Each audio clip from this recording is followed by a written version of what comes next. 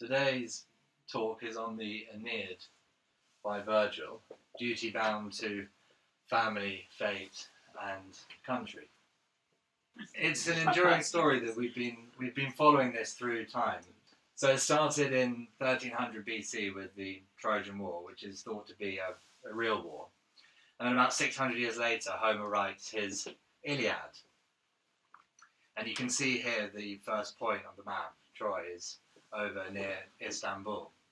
He then writes the sequel to that, the Odyssey, just 25 years later. And whilst the Iliad is about a war that's waged by the Greeks against the Trojans, the Odyssey is a 10-year return home by Odysseus to his faithful wife Penelope, and eventually he ends up in Ithaca. 300 years later, Aristotle writes his Poetics, which was the topic of the third Soulday Thursday, and that was written in Athens, Greece, which at the time was the centre of all literary and cultural endeavours. Fast forward another 300 years and Virgil writes his Aeneid.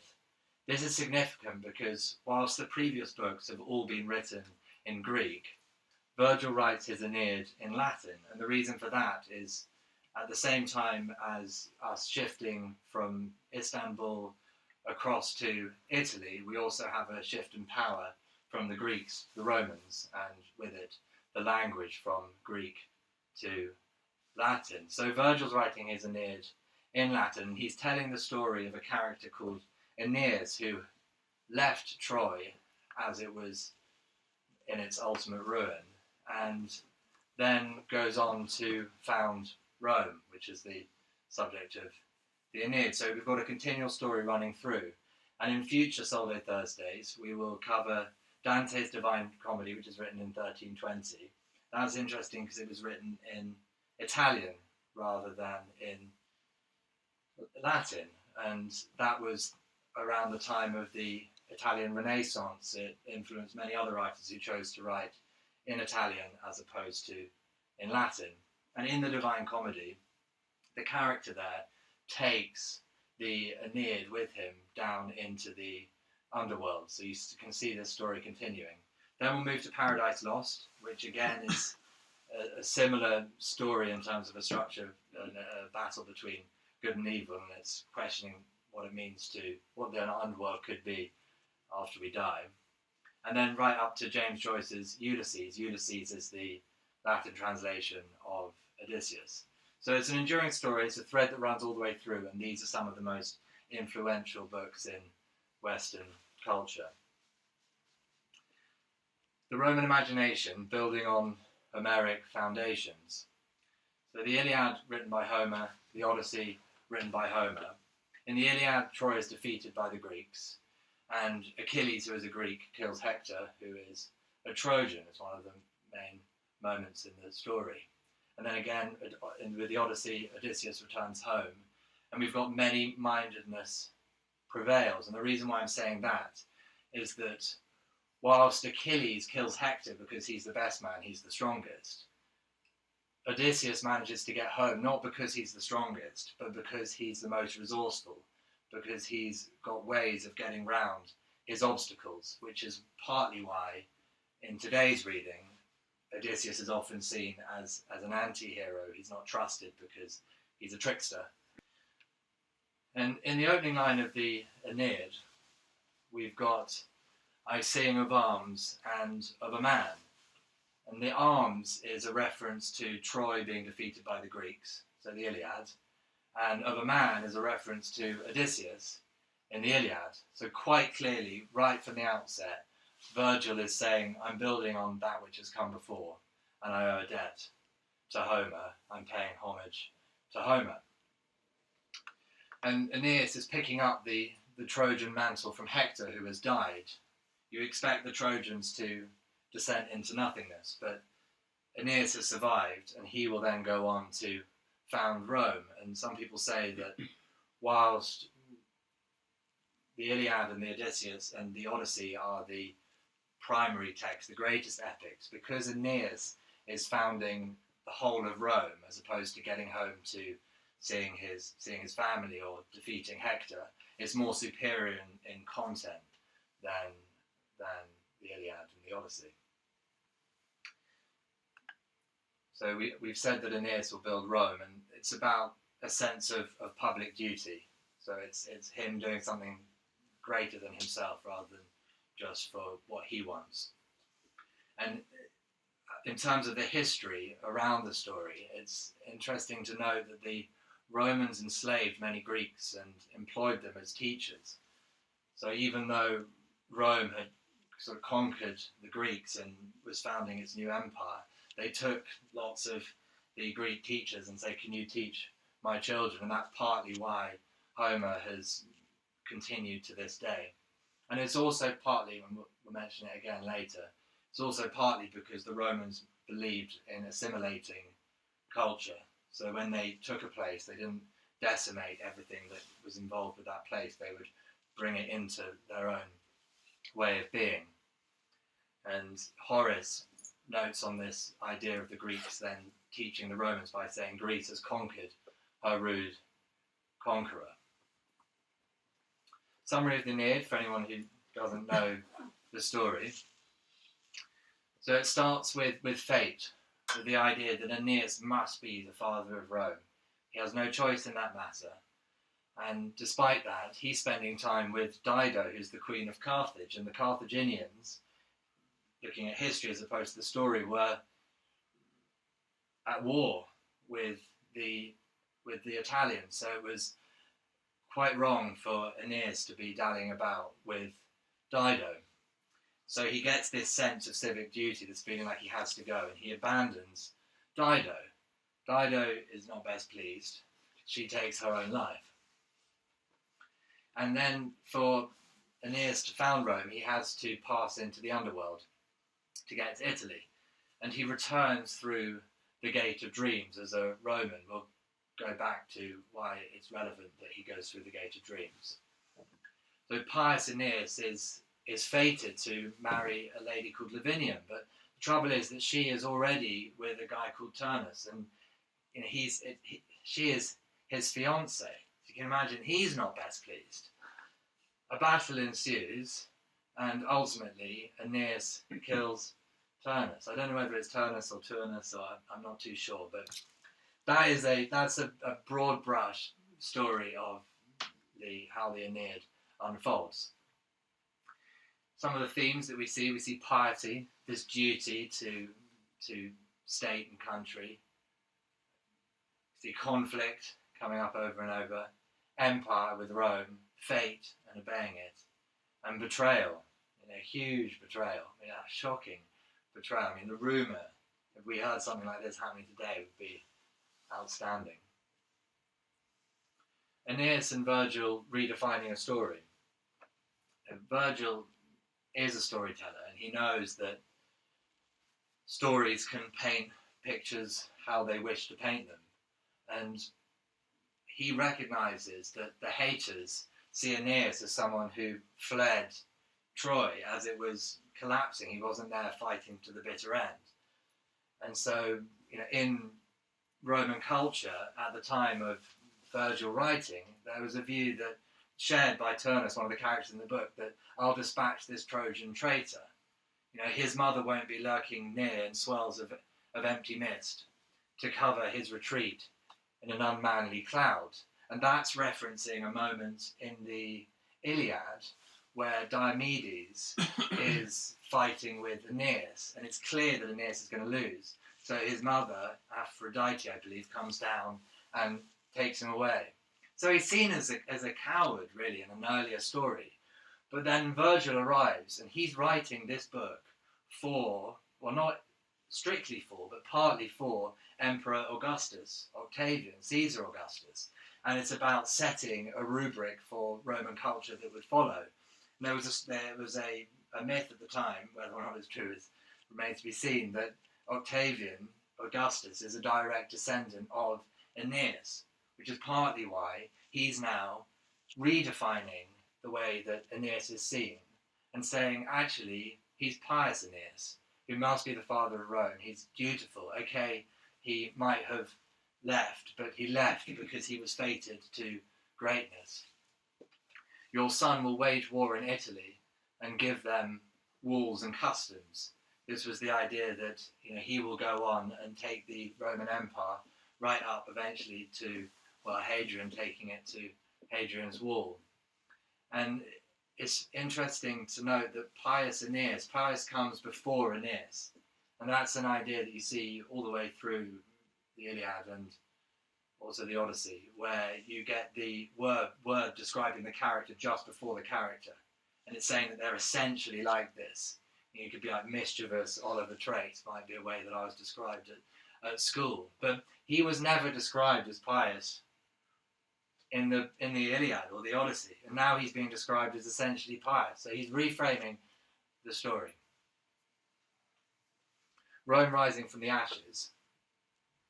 Even in defeat, they can't lay down the sword. This is one of the lines, and it's referencing the Trojans who, even though they've been defeated, they're going to rise up again and create the Roman Empire.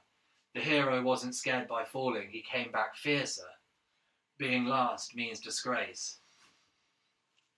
Fight it, men. Avoid this ignominy.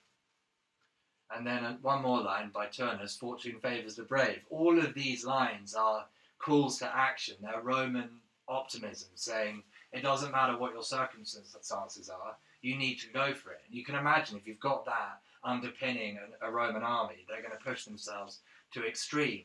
But it's worth noting that Turnus has been given the line, fortune favours the brave, as he's just about to fight Aeneas.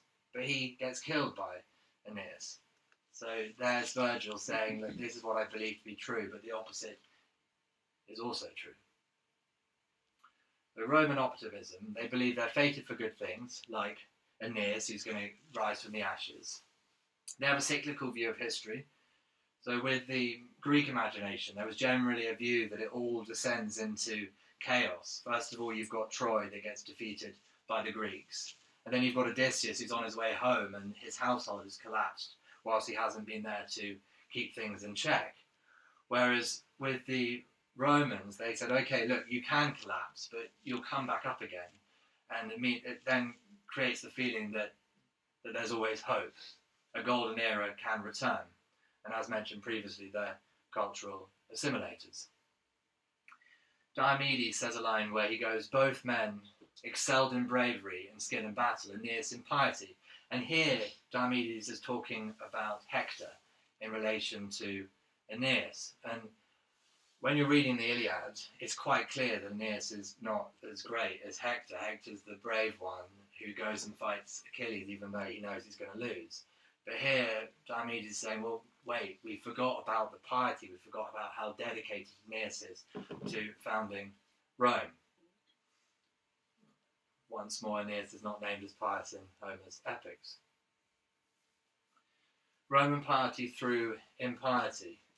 This is a contradiction that comes up again and again. So Horace, dulce et decorum est pro patria mori. How sweet and fitting it is to die for one's country. That's a summation of this idea of piety, that you do something, you have a duty to that which is greater than yourself. And at the beginning of the story, in fact, up to book 6, Aeneas is off track. According to Virgil, lust is winning. First of all, he's wondering about like Odysseus, who's the trickster, who's entrusted by the Romans, and he's frolicking with Dido, the enemy. So the gods are not pleased. They say this is not why his mother saved him twice from battle. Unmindful of their kingdom's slaves to shameful lust is reference to both Dido and Aeneas. They're having a lovely time on the beach, but they're meant to be in command of their respective empires. Aeneas gets wind of this position and gets a sense that he needs to leave Dido. So he does. He leaves the love of his life in order to set up Rome. Now he's back on track. He's aligned with fate. And he says to Dido, look, I'm leaving. I make for Italy, but not of my free will. It's a simple way out. But it's a private betrayal for a public loyalty. And in madness's grip, Dido decides on death. Her grief has won. Here we have Augustus Caesar, born of gods, who bring a golden age to Latium. I'm not sure which one. I actually checked it just before starting this. But yeah, this is Virgil dropping in Augustus, his emperor in Rome, to say how great he is, because Aeneas has a mother who's a goddess, and therefore, given Caesar as a direct descendant of Aeneas, he's also born of gods. And you can imagine it's putting their emperor on a pedestal. The underworld in the Aeneid, building on Homer. So in Homer, the underworld is the underworld, and what I mean by that is there's no specific place where the good go or the bad go. Everyone is pulled into the same environment. Whereas with Virgil, he partitions the underworld, which is the first time it's happened in literature up to this point. If you're evil, then the left pass sends the wicked to their punishment in godless Tartarus. Tartarus is the name given to, I suppose, hell is how we might know it now. And he says people who loathe brothers, beat parents, sit on gold, and they mentioned that those who sit on gold is the biggest group. So hoarding cash was just as much of an issue back then as it is now, way before Ronald Reagan and Margaret Thatcher. Menelaus burst in with Ulysses, the father of all crime. I'm mentioning this because it's all part of Virgil reframing this story. Ulysses was a hero before, and now Virgil's saying that he's the father of all crime because he's a trickster. And the Odyssey disappeared from culture for hundreds of years, partly because of, well, it's thought to be partly because of the view that Virgil set out in this book. But there were good people, and the good people went to the sweet green groves held by the fortunate, known as Elysium, and the Champs-Élysées in France is named after the Elysium. And here you have priests who lead good lives, and you also have Anchises, who's Aeneas' father. And when we meet Aeneas' father, we then get told about Augustus again. So Anchises is Aeneas' father, Augustus is Caesar Augustus, and Augustus says, "This is the man of whom so often you have heard the promise, who will bring gold once again to Latium." So we're seeing the circular view of history here. This is the longest passage that I've got. It's the one that everyone discusses, and it's towards the end of his trip down to the underworld. And I'll read it out. So he goes, "2 gates, the silent house of sleep adorn, of polished ivory here, there of transparent horn. True visions through transparent horn arise, through polished ivory past deluding lies. Of various things discoursing as he passed, Anchises hither bent his steps at last. Then through the gate of ivory he dismissed his valiant offspring and divining guest." And what this is getting at, we look at the 2 items in blue. He's saying that there are these 2 gates that allow you to leave the underworld. And one of them is polished ivory, and the other one is transparent horn. And if you go through the transparent horn, that's true visions. That's a true reality. Whereas if you go through the polished ivory, it's all lies. It's more of a dream world. So various things discoursing as he passed. Anchises, so the father, hither bent his steps at last. He reaches a rest.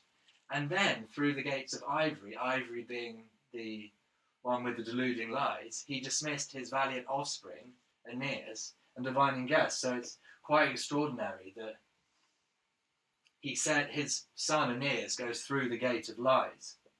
And people have been discussing what this means for centuries after centuries.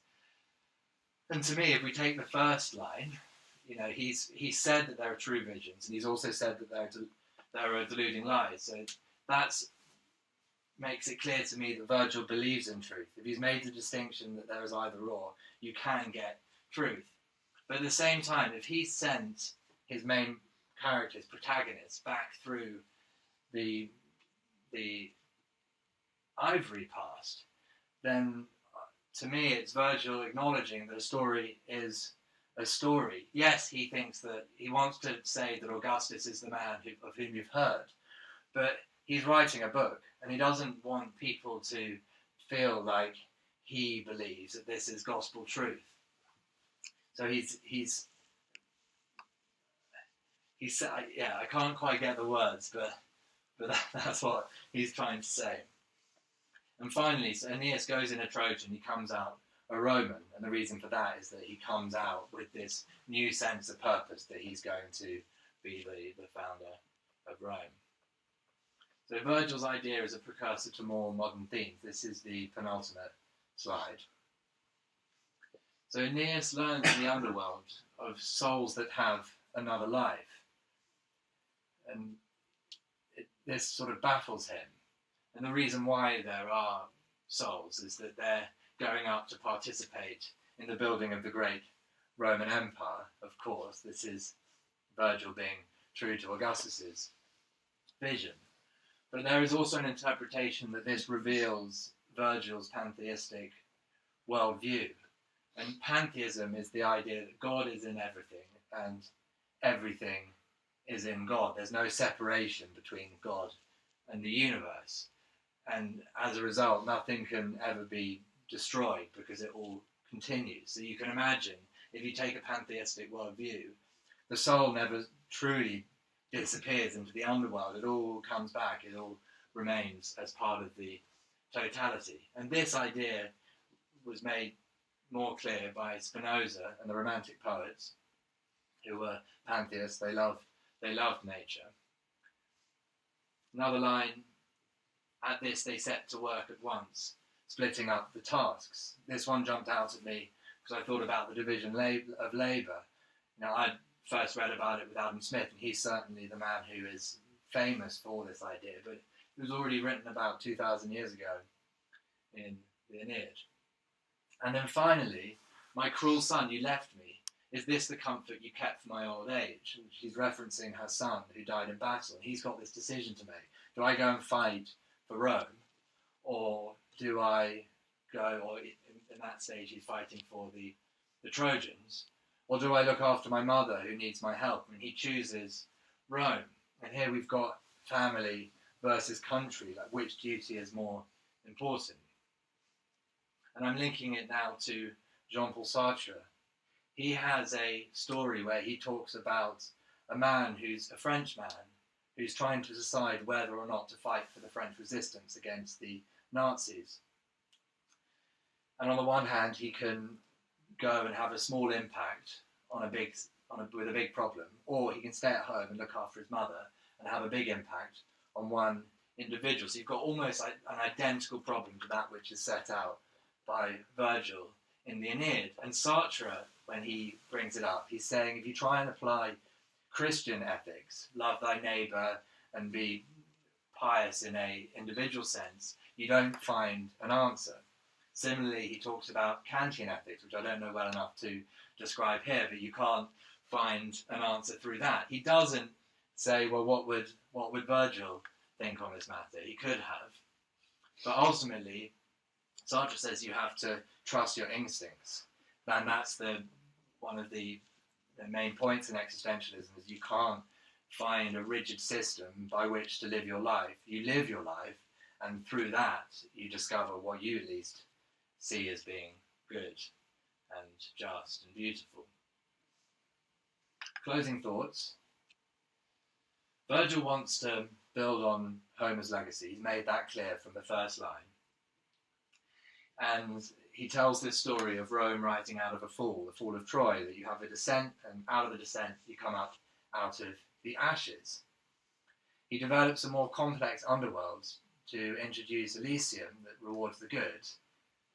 And now let's look at the characters. So first of all, we've got Achilles in the Iliad, who's known as the greatest. He's the fastest, he's the strongest, that's the hero. Then we've got Hector, who is a Trojan, defeated by Achilles. He's not the best man, he knows he's not the best man, but he's brave. Aeneas is also a Trojan. He's not as good as Hector. He's not as brave as Hector, he's not as strong as Hector, otherwise he would have been the one put forward to fight against Achilles in the earlier episode. But now we've got Aeneas, who's the most pious. So in each instance, we're grounding the hero. We're going from greatest to bravest to most pious. And their feet are standing on the ground. They're then becoming more relatable. And let's remember that the Aeneid was written between 29 and 19 BC, which is only 30 years before the Bible arrives, when we have Jesus, the carpenter, who is on the way. And in the next talk, we'll be looking at Dante's Inferno, which is more of a Christian worldview. Yeah, last line.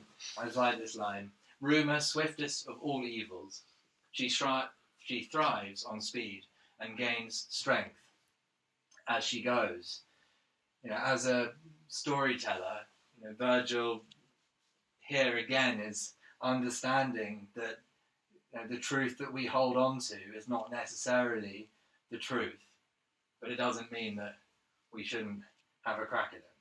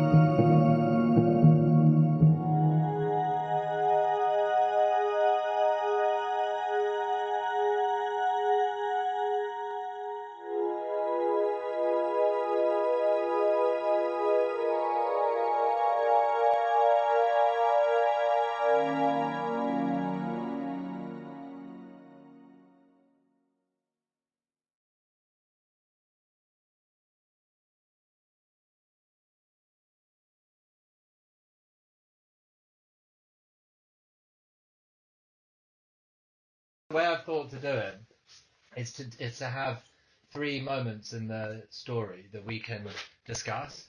So the first one we're going to discuss is Aeneas abandoning Dido, and the second one is going to be Aeneas going to the underworld and there being a place for the good and also a place for the bad.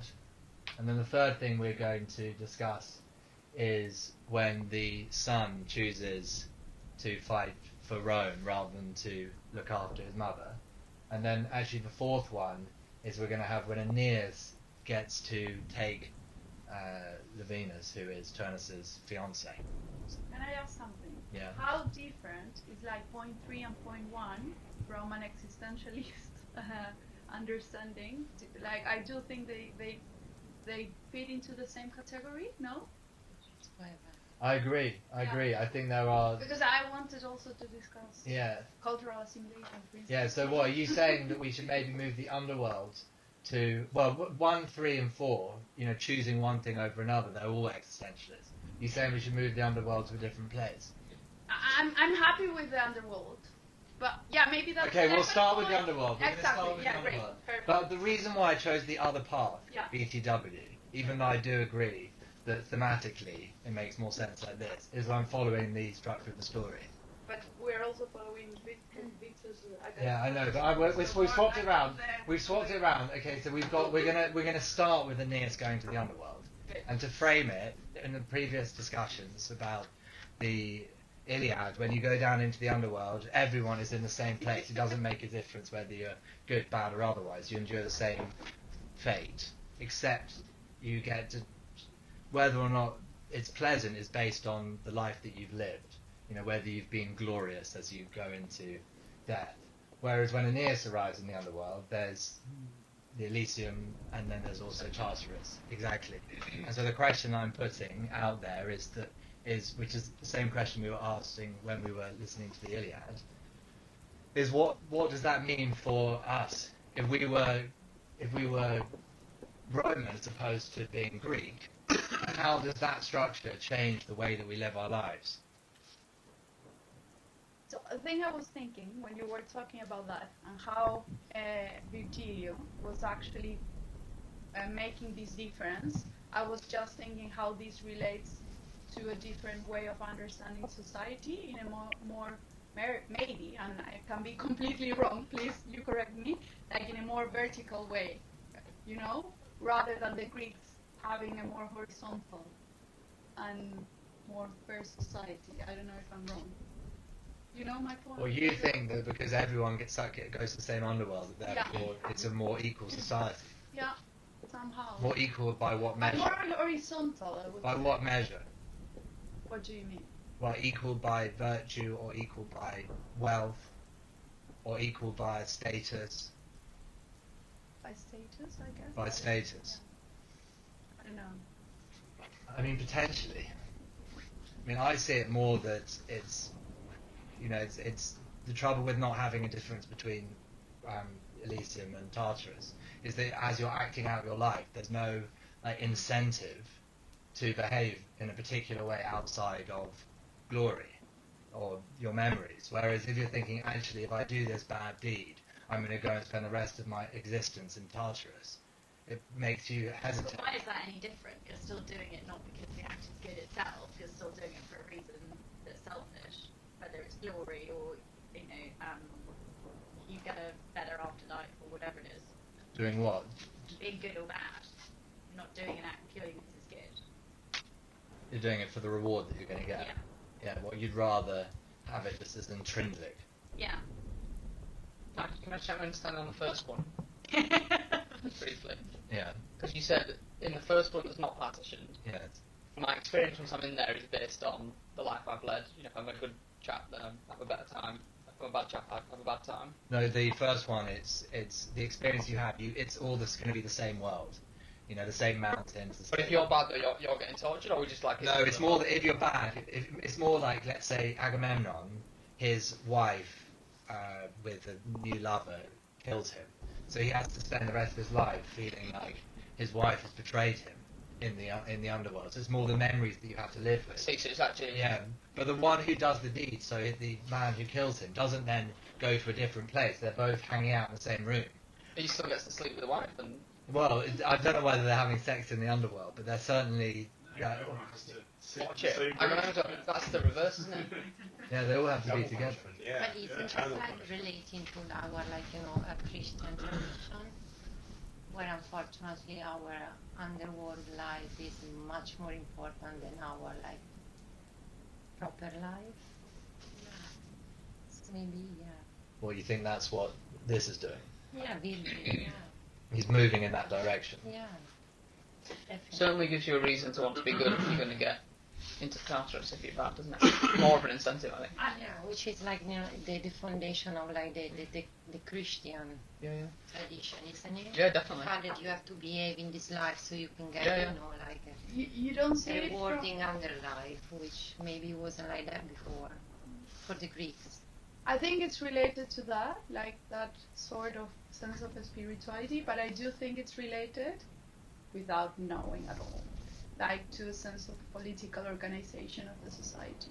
I do think it's somehow related, like how Homer was actually writing this in and for that I would love to know more, you know, about the cultural, actually, like the historical thing. But I do read it, or I didn't get it, like from that, like if Homer was actually writing this, only like there is this, what was the word? Tartarus. The one. Is that the one? Hades. Wait, what do you mean? But actually the concept of pietas is very linked to, No, I know, like, I you know. know, having an underworld that, you know, Mm. that you are going to be, you know, judged and assessed, you know, for like your life one day. That's, I think it's very much linked with the concept of pietas, which is inexistent. There is no place for pietas in like Homer. Maybe that's why. It's more about moderation for the Greeks.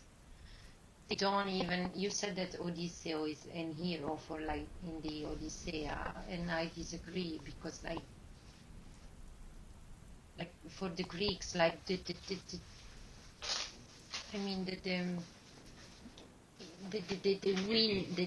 I cannot know how to say it, but for the Greeks, like they really like insist on like moderation.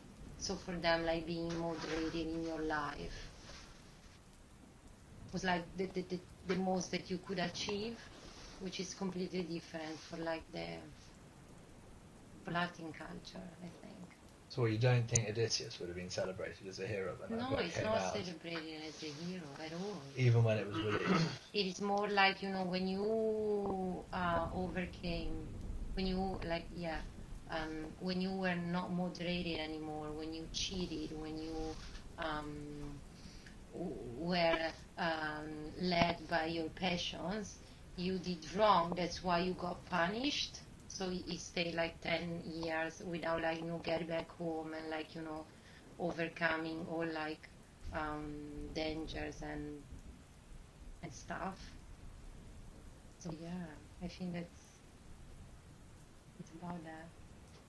But yeah, I don't know if maybe I didn't make myself clear. No, I'm just thinking about it because just to frame the conversation, Odysseus spends 10 years trying to get home after he's been fighting against the Greeks, and during that time he does a lot of trickster behaviour, because he finds a way around. For instance, he's got 100 suitors who all fall in love with his wife Penelope, and she's faithful. She's not going forth with any of them, and in order to win, he knows he's not as great as Achilles. He can't have a fight with the sword and win.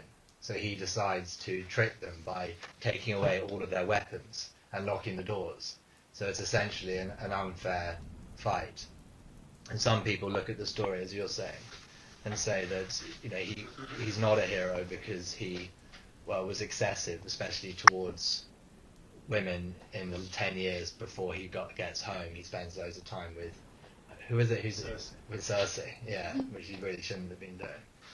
What do you see? Do you see Odysseus But as a also hero? with Calypso, Joe, do you with see? Benny. Yeah, he does. Do you And see? Dido, he laid with Dido as well. Yeah. Yeah. Do you You see? remember Joe, that? do you see Yeah. Odysseus as a hero? I think So yeah, because I just thought Odysseus was that's the story about the spite of the gods, where he pisses off Poseidon and he's sent on a 10-year adventure.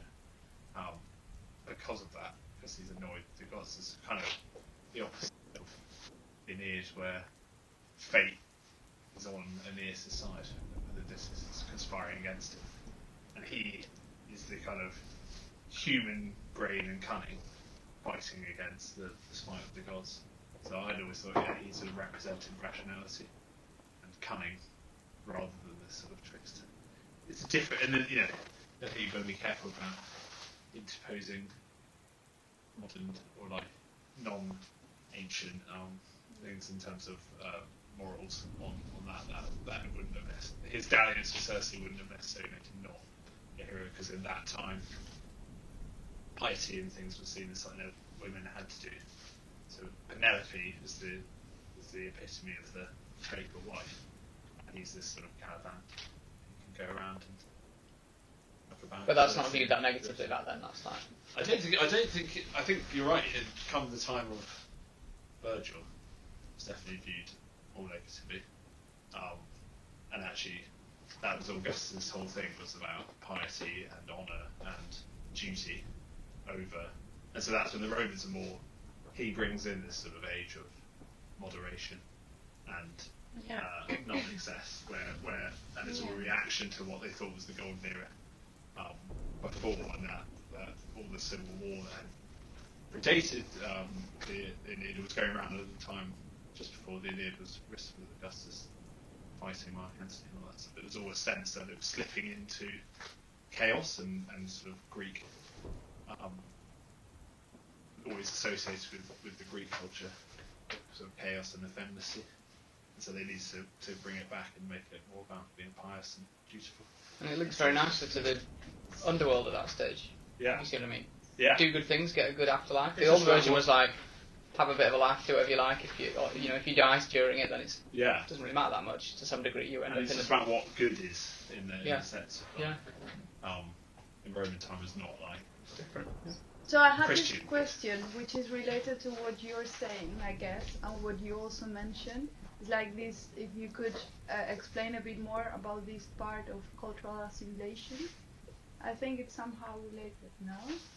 Yeah. So what you're... So if Well, you at could least- a bit because I would like to know more about that. And also, but it's... Yeah. And it's also from where I'm coming, of course from a very contemporary perspective, Yeah. because I don't know anything about ancient. The Romans like shamelessly took Greek culture and were sort of obsessed with it, from architecture to literature, and were like even I think internally thought of themselves as a martial race without much learning to them. The Romans, so they were warlike race and had been born out of that, and they were an efficient war machine, but not a centre of learning in the way that Greece was. So the Aeneid is supposed to be. That's what I was told. It's the national anthem of Rome, basically. So it's there. It's like Greece has these two epics, the Iliad and the Odyssey, and the Aeneid is supposed to be a combination of both, but spoken Roman. And it's their kind of, so it's them saying taking the epic poetry, which is a Greek thing, and saying we can do it better, and it's going to sing to our values, which is about being martial and honourable. And doing it for Rome as well, which you don't get. You can't forget the celebratory function of the Aeneid, so maybe that's Celebratory, what do you mean? that Virgil was writing, to celebrate the Imperatore. Okay, yeah. Yeah, Exactly. But that's all about like. So it's the completely cultural- different, because Homer, if he ever existed, he didn't write from that perspective. Yeah, it's So it's completely propaganda. another But thing. but yeah. the Aeneid, in a way, it's actually cultural assimilation of that, no? Like, no? Yeah, maybe, but it's the purpose of the work is completely different. Yeah, that is a big thing, which I didn't mention, really, is that he's writing the Aeneid to help propagate Roman culture and values and instill in everyone the idea of Yeah, I of think he Roman was rule. also economically like supported by Economically, Augusto. Yeah, for sure, yeah. yes. Yeah. Yeah, It's another perspective. Patron of Virgil. Mm. Yeah. But he still didn't do like that bit when he sends Aeneas through the gate that is the ivory gate. That's the gate of dreams. Not true. Like that's a moment where Virgil is undermining like everything that is being said prior to that, because if it's the gate of dreams and deceit, how can you trust anything that's been said previously? How can you trust that it is going to be Augustus going on to found Rome if the person who's saying it is going through the gate of deceit? So That's quite because it's such a. And I think if the book is listed with things like that, where he's sort of saying it actually is sort of. Is this all is this all lies and propaganda that I'm having to do, because otherwise I've been told to write this poem effectively, which is why I've got to write it in a certain way. Yeah, Homer's works are much more truthful. And he subverts it slightly throughout it. okay, I'm going to move it on to Aeneas abandoning Dido. Okay, because we've done the underworld now, and yeah, more or less, Aeneas is being distracted. He's not being pious because he's not helping to go and found Rome. He's being lustful by spending time with Dido, his lover, who's the Carthaginian queen, the enemy of Rome. So he shouldn't, or at least of the Latins. So he shouldn't be with her, and she shouldn't be with him. And he leaves her, and he says, "Is it fair? I say, is it fair?"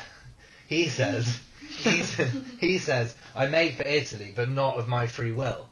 And I'm wondering, like, what we think now of that excuse. Bear in mind, privately, he had agreed to marry Dido. They'd never said it publicly. But privately he said, "Look, I'm going to spend the rest of my life with you, I'm going to marry, it's going to be great." And then he has some sort of feeling like he needs to go and do something else, so he leaves her and says, "It's not of my free will." Is that explained a bit at all in the book? What was the incident that made him suddenly decide time to go? I can't remember, but I have a feeling what usually happens is that a god disguised That's as... what I'm kind of thinking. Did a god? Yeah, someone comes down and like whispers in his ear, and I'm quite interested in that idea, because like we all have people whispering in our ears nowadays. It's our conscience. You're thinking to do something, and then you hear whispering, like, "Are you sure you want to do that? Like X, Y, and Z." But to the Greeks and the Romans, that like, "Oh, you sure you want to do that X, Y, and Z?" It's always a god. Yeah, of course. Yeah, which I think is really brilliant. Yeah, also thunders. They Also- thought they were gods. What they thought? What were? Thunders. Oh, thunder. Yeah, they thought about. Yeah, they were gods like all the time. Yeah, Everything. I'm not surprised. Yeah. Yeah, I mean, I still do sometimes think thunder's... Yeah. So is it, I suppose the question is, like, let's say we're in a breakup right now, and someone and you go, "Look, I'm leaving you, but it's not my free will. I just have to leave." Like, what would be your response? You're missing a big point there. He's leaving for a bigger cause, which is good for the whole society, apparently, no? Yeah. Or a bigger portion of society, which is linked to the other thing of the mother. But if he stayed with the girlfriend, he could have, by marriage, he could have brought the two sides together. No, They- apparently- He could have brought Carthage in Yeah. line with Is it potentially. possible? Was it Yeah, possible? what's Yeah. the thinking? I mean, with the benefit of hindsight, you kind of think it's fine. I would choose that option, of course. If I went home tonight and said to my wife, "You know what? I'm off because it's not my choice, but I'm going to go and found a civilization and start a city." 2,000 years down the line, when I had founded Rome, Okay. the rest, I think my wife would be like, He's gonna "Fair tell his cop." wife tonight. If I did. With the benefit of hindsight, I think you're like, "Okay, you did found Rome, that's quite impressive." But like, I think most people who do that, like, most poor fathers and husbands who just disappear in the night and claim it's not their own fault, don't found Rome. So with the benefit of hindsight, I'm sort of like, If Dido hadn't killed herself, quite annoyed, going like, "I'm just here with Turnus's bird." I know, Lavinium. You're like, "Who's she?" Finding Rome at all. But there will always be a contrast between public and private interests, I think. Like, all the time, every time, right? No? So what do you Yeah. mean?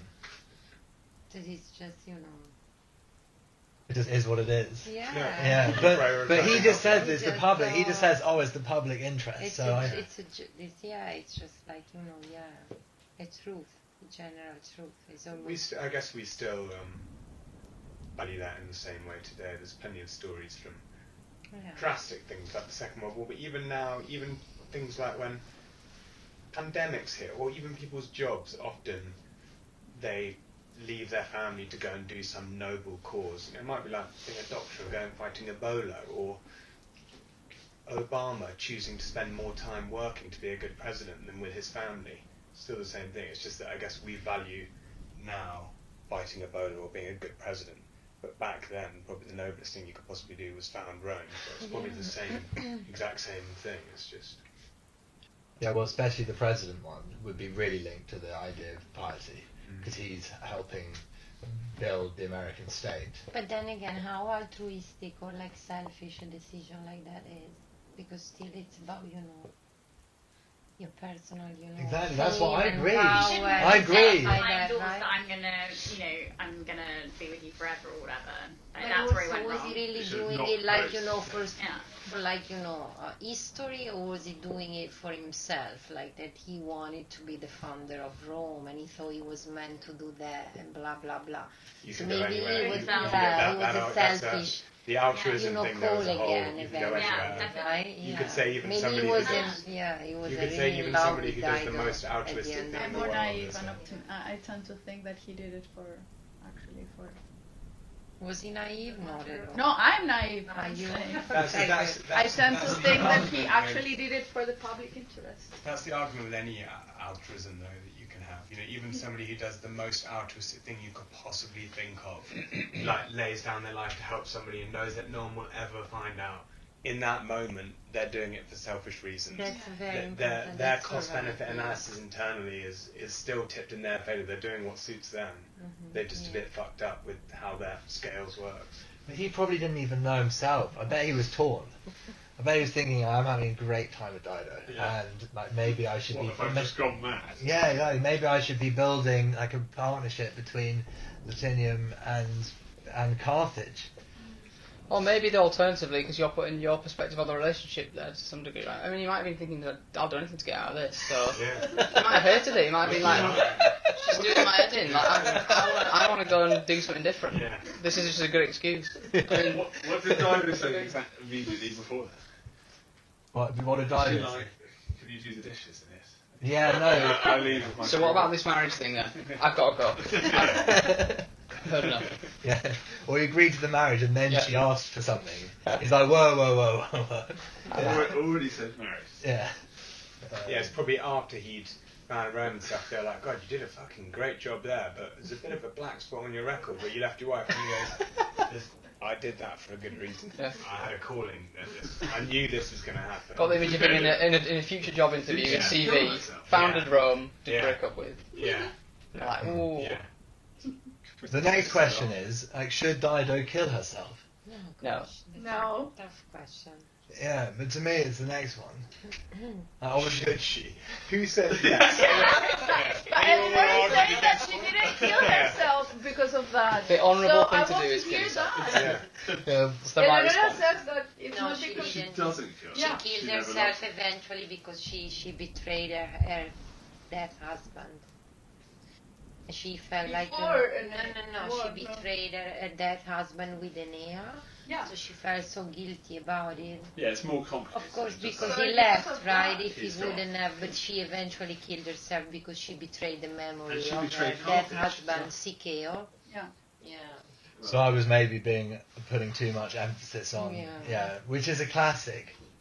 You know. She thought this. Or maybe Why don't we she say killed from- herself because Aeneas left, but she just said that she would kill her. Yeah, she said she killed herself. Sorry, I because know- of her dead I husband. know you don't like a contemporary view into this, but let's put a feminist perspective into it. And I Yeah, think, let's do it. and I think it's like, That's one of my in the favourite end- perspectives. in the end, it's like, of course, she was the miserable woman without anyone, and Yeah. she had to kill herself because otherwise, I don't know. It's like a very patriarchal way of framing. Yeah, I agree. But with the extra colour, Yeah. with the extra colour on a bit of the backstory there, you can see that.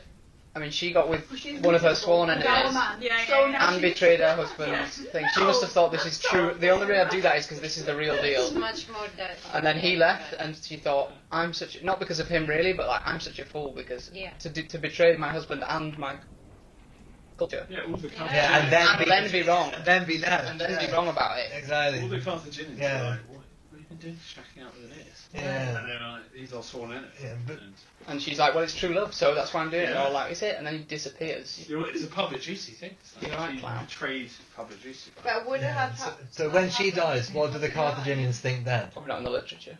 When she's gone?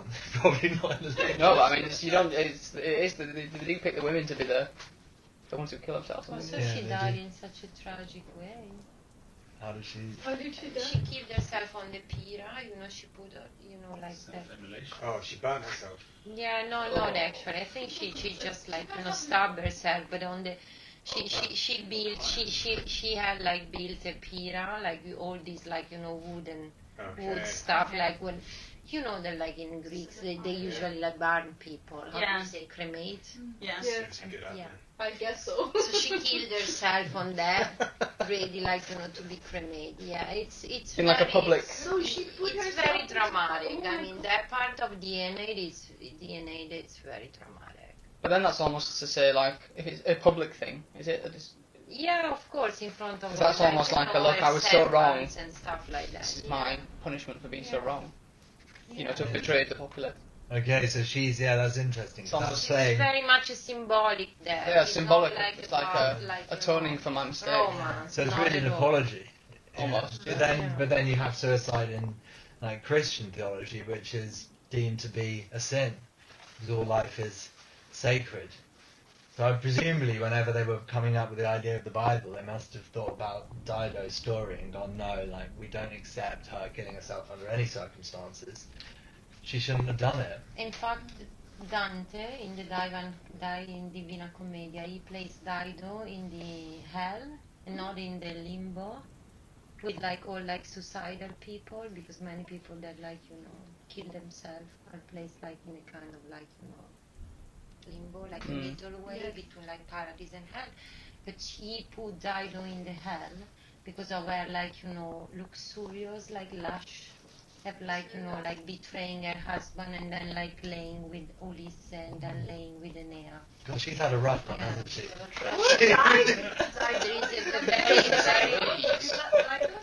There is a very harsh, very harsh summary for sexist next judgment. time. At least Yeah, I- very Couple of I months. feel the same. Yeah. Yeah, very much. Okay, yeah, Dido, yes. Or Dido. Yeah, so we end on poor Dido lines on that part. So the third. Okay, guys, we're going to move on to the next part of the story. Again, it's still around choosing. So it's all about this this sort of existential bend. So there's a moment where I think he's called Iliad is asked to go on essentially a suicide mission. It ultimately becomes to try and get through. He's trying to get through I can't remember which crew it is. Anyway, he's going on. He's just two of them, and he's trying to decide whether or not he should leave his mum for the greater good. He does leave his mum. He then dies. She gets wind of it, and she says, "My cruel son, you left me. Is this the comfort you kept for my old age?" He died in battle, and in this moment, and again in the Aeneas abandoning Dido moment, he's choosing the greater body for the smaller, like the mass for the private. Over the private. And what I'm wondering is should we have that as an absolute? Like, should it be the case that, because in this story always he's choosing the greater, doesn't choose to look after his mum, but is that the way it should be? Should we have orders of piety? Is it more important to look after your state than it is to look after your family? No. I think up until really recently, yes, definitely. And I think as the kind of modern society's got more broken down into individual components Yeah. and focusing on oneself, but also. I think you're supposed to say that obviously the everyone else is much more important than my immediates, but in reality, I feel much more strongly about my immediates than the greater good. Probably. You would look after. I mean, you can only like parallel it with like, this is usually a contentious subject, but like when you talk about like private and state schools, like I don't have, like I would send my kids to private school. Gone there. Stick with law. Don't become a And juror. like, I feel like that is like Question two. the number one argument about putting your immediates over the whole, you know, like the one that we can all like, well, that you can have some sort of like opinion on, of just say, yeah, I would pay for my immediates to have a better situation. You're right. I agree. Think about how many like useless wars have been fought so far. There is a movie about like a film about a mother who lost in the Vietnam War. She's American, like 3 sons. Oh, Saving Private Ryan. Yeah. Yeah, it's really good. Imagine. I don't know. So there is no point. Would you? And then no one would ever go to Supposed war. be a joke. It's just like many wars were so useless and so. I really cannot find a word in English. Also, the amount of men who died to get that one son is quite Yeah, but epic as well in the story. most at of the least. times, you know, we've been proven that, like, you know, many wars were, like, you know, fought for, like, personal interest eventually. So True, that is a good point, it's because like, you know, yeah, keep talking concept about- of like motherland and like, you know, defending like your nation. It's today has really lost a lot. Don't you think so? Yeah. I mean, I don't even know. Like, I am proud to be British, but it's not nearly as obvious. I feel like the general But current. would you go to war for the UK? Probably I find I it would. very difficult to put it in such a Like Boris Johnson. I would, but you're doing it more as like a. for me. as a What, to convention. put one into a dichotomy? Like this, like it's like either this or this. Yes. As in, you can't do it that way. Huh? Or as in, you can't see it that way. I mean, the world doesn't work like that for me. So. But I have it, like nowadays I feel But- like you often hear people say you just need to look out, you need to look out for your own interests. Well, that's what neoliberalism has done with society, right?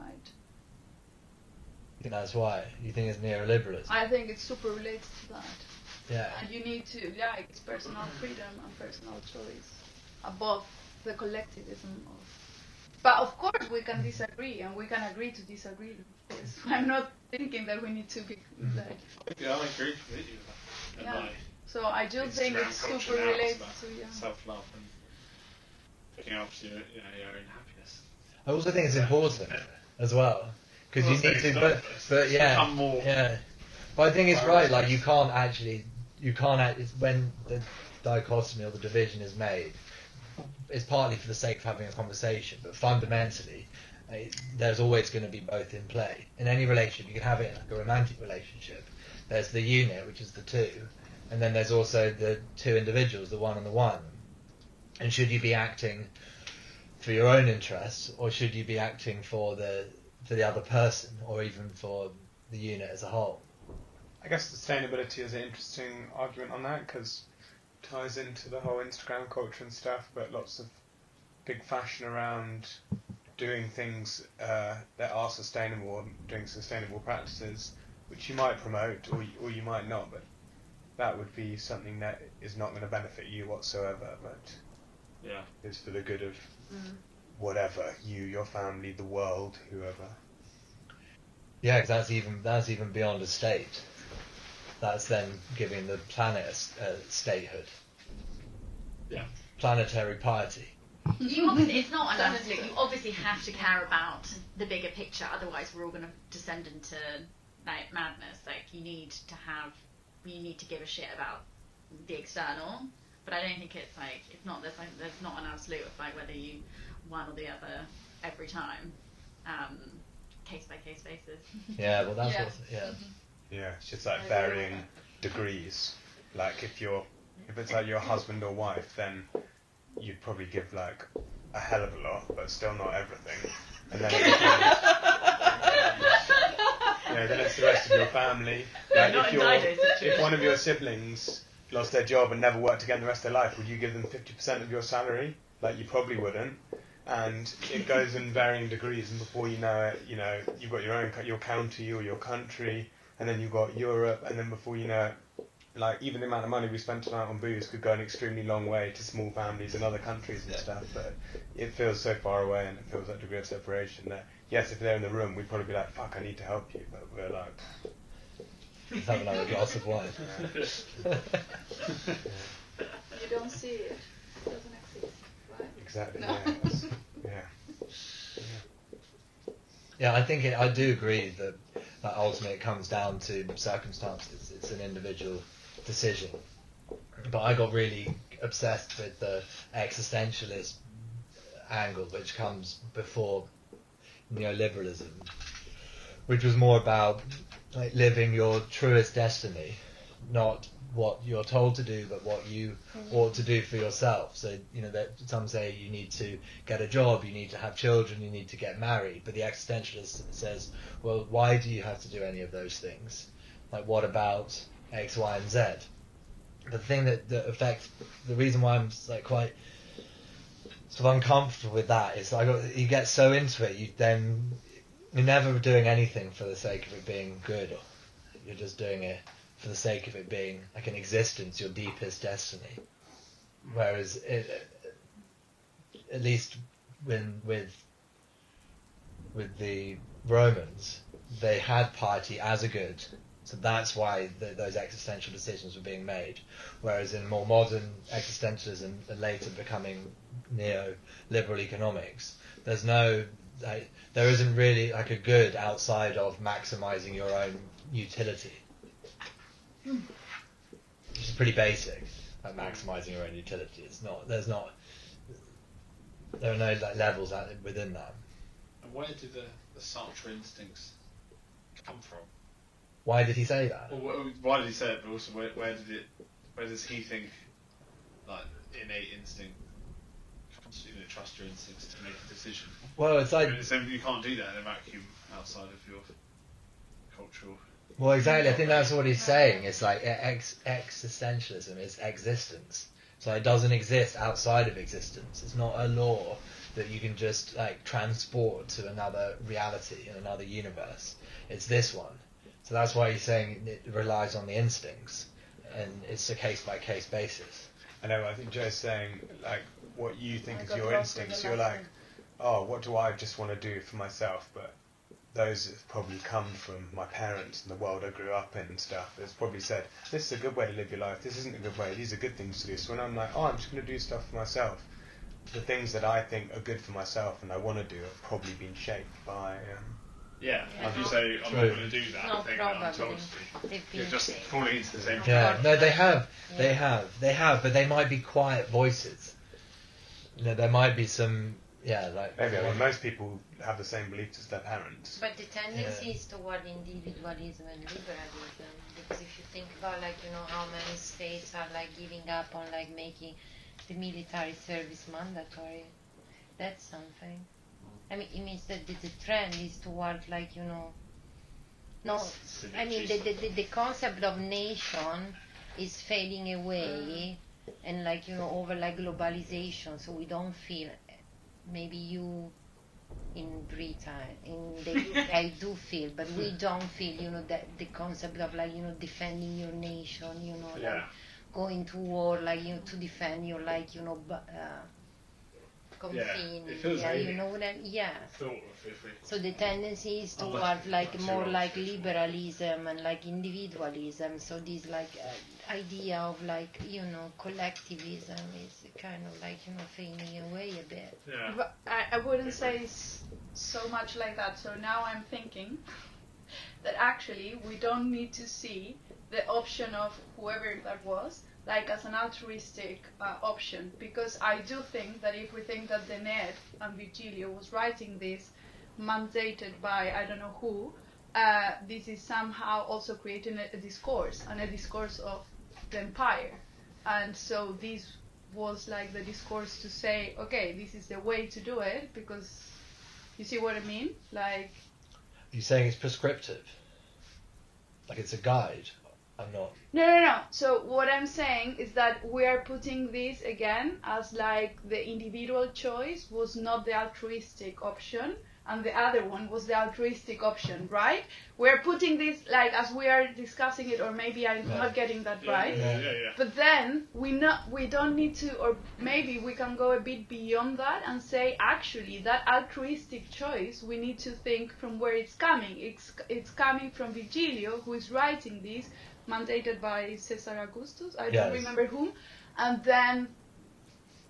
this is because of the empire, and there is like a rationale behind this, right? So there is a discourse that the Aeneid is actually selling. So, this is the altruism, but actually, I don't know. You're saying we can't trust the altruism. Exactly. Of the So, or we need to question it at least. You know, like in a way, like it's like an imperial discourse as the colonial understanding of development. Let's say, we're going to go and solve the problems of the underdeveloped world, but with our discourse, and this is the way to do it. Sorry, I'm that making is a big leap here, that is what that is. I do think it's like, we also need to question that a bit, right? Like, no, that's not the altruistic way, maybe. Like, no. Yes. So in the end, let's go for it. No, we think he will. No, but no. Did he know he was going to die on this mission? Which one? The suicide mission. Yeah. I don't think he knew he was going to die, but the odds were stacked heavily against him. Right. But the glory, and then there's always, they still love glory. I have to say, I do like the idea of glory. Oh yeah. Yeah, I do like. It's got into me as well. These stories are really getting into me. Ulysses is he's the founder of the Julian clan. So he's Julius Caesar. That's is why he? It's called, because it's Julius. Is how you pronounce it. Okay. Right. So he is the but he hasn't got. Has he got children at that stage? No? He's Aeneas' son. Yeah. I always called it Ascanius. Okay. But he's the line. Yeah. Yeah, from Julius Caesar. Yeah. That's the Yeah. one, yeah. Well done, guys. If you read like Ovidio Metamorphosis, Yes. they say that. Yeah. Yeah. Well done, guys. That's why you're invited. No, but it's not about. I What's that? think no. No. I mean, if you think about, for instance, Israel, they have 3 years mandatory military service for women and 6 year mandatory military service for men. It's 6 years. Yeah, and 3 years for women. I thought it was a year. I thought it was a year too. Yeah. Wow. So that's what I'm saying. It's like, our society But is that's tending towards more liberalism. Is that good? But are you putting that as an example towards collectivism? Sorry, that's building an ideology of Zionism. No, so, yeah, I don't know, no, like, I'm saying, no. I wouldn't look that. Sorry, maybe I'm. No, I'm saying that our society has changed so much from that. Yeah. Okay, sorry. There is, I strongly disagree with making the military service mandatory. Strongly. Yeah, Would you have that argument though with an Israeli person? Yeah, of course. Because they might say, as a counter argument, I imagine they might say, over the last 50, they might say some of our neighbours want to wipe us off the map, and over the last 50 years we've defended. Yeah, I agree with and you. they wiped the Palestinians, sorry. Oh no, I'm sure. They live in fears, but if we live in fears, not all of them, yeah, by the way. Not all you of go them. for 6 years a mandatory military. No, maybe you did because you were a military one. Yeah, Sorry, yeah. Maybe you had the wrong. But Virgil makes. Why did you join? Why But I did you guess I was join the thinking. army? I guess I was thinking compared to I'm becoming too. us in Italy. Now, obviously, even 70 years ago it was different, but now we don't think anyone's going to come and wipe out our Free country. Palestine. So we, have these sorts of views about how we should live life and stuff. But in Israel, where they're still in that same mindset that this country was in only 70 years ago or something, they probably think about it a bit differently about that stuff. No, I'm sure. No, they live in fear. Yeah. For sure. But Yeah. then again, I don't really, I really disagree with making the military service mandatory. No matter, what the circumstances are. Even if it's a world war. Yeah, of course, it doesn't have to be mandatory. Really. I don't know enough about it, but I bet it does increase the number of people who fight. Violence, right? No, it's not about that. I mean, not like, taking arms against someone is not always like, the easiest choice. No, Think about all the immigrants that came to Italy in like recent years. Like many of them were like, just like running from like, their countries which were, on war. So, yeah. I think that, everybody should make his own choice. Really. Okay, we're going to go on to the fourth section. I Very well. Yeah, I think in certain circumstances you have to have it as mandatory. Like that's why it's happened. Because the trouble is, you've got two states fighting against one another, and one state chooses to have mandatory conscription, and the other one goes it's all free will. The state that has it as mandatory wins. It's game theory. It's a shame, but that's why you end up being forced to play the hand. Like right now, Ukraine's glad they've got conscription. Oh, because they can get Very Russia. much. Yeah, yeah. But in your exactly, description, yeah. you said that one had They're more mandatory, glad one they're had friends of the non-mandatory. US. So you got rid of the whole mandatory system. Then Yeah, everyone would have I mandatory. know. Yeah, if you just got rid of the mandatory system, it'd be fantastic. But because you always end up having two states, Yeah. you have to apply it to both. But you Yeah. can't do that because you're not managing both. That's the trouble. If you could have a global state, it would be great. Okay, we're moving on to the fourth. Maybe. Yeah, maybe. Yeah. Maybe. You're right. Wow. Depends who's the president. Yeah, but then when we were talking about the sustainability thing, it was making me think a bit about a global state, Yeah. because it is Global problem. Some issues. yeah, it's like a global consideration. Yeah.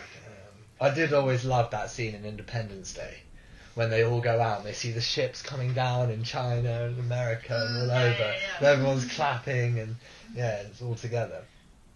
Okay, this is the last point, which is linked to everything that we've been speaking about so far, which is when Aeneas essentially steals Turnus's fiancée, Lavinia, which is just another scandal that Aeneas has got himself into. He's like a trail of devastation, this guy. But what I find interesting is that, again, it's blamed on fate. So Lavinia's father has heard an oracle that says his daughter, should marry someone with a foreign tongue, and he will end up becoming king. But this man hasn't arrived. So when Turnus presents himself to Lavinia, they form a pact. It's agreed they're going to get married, and suddenly Aeneas turns up out of nowhere with a foreign tongue, and Lavinia's father uses that to justify his decision to back Aeneas over Turnus. But So it's the dad who. But there was the dad, and then both sides end up. That's why the war is waged. They tried to do it as a peace pact, and it's interesting because the two-state system, speaking of Israel, is that which is presented. So he goes, it's going to be one state for the Latins and another state for the Romans in the same land, and we'll have a truce over it. There'll be no fighting. And I can't remember who fires first, but essentially they end up having a huge war. And then the war is ended when Turnus and Aeneas say, look, enough of everyone fighting on our behalf. This is between the two of us. Let's have a fight it out man for man.